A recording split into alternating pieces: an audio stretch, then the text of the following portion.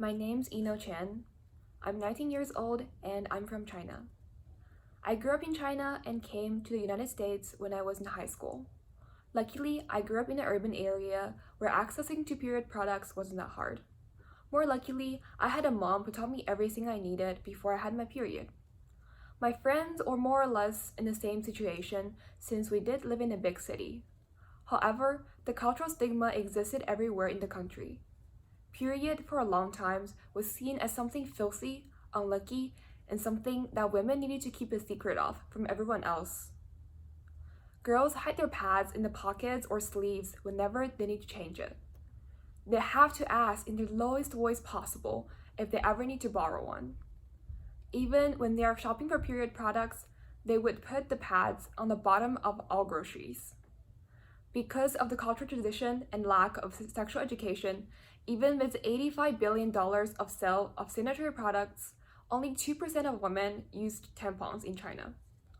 Like in most Asian countries, females do not fully know their bodies and have a constant fear of putting something in their body, particularly their vagina.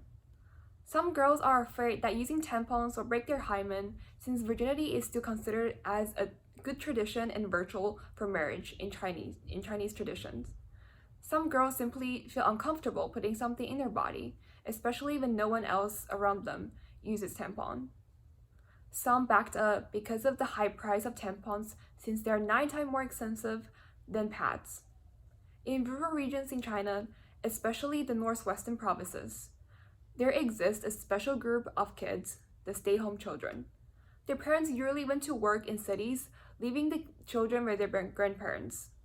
Not only did they not receive high-quality education from school, but the girls are lack of family education from parents about their period. Because schools are far away from their home, a lot of girls only use one underwear that they have to wear for a whole week, causing inflammation. During the period, most of them use paper towel or dried hay when they have their period. Some miss school during their period too.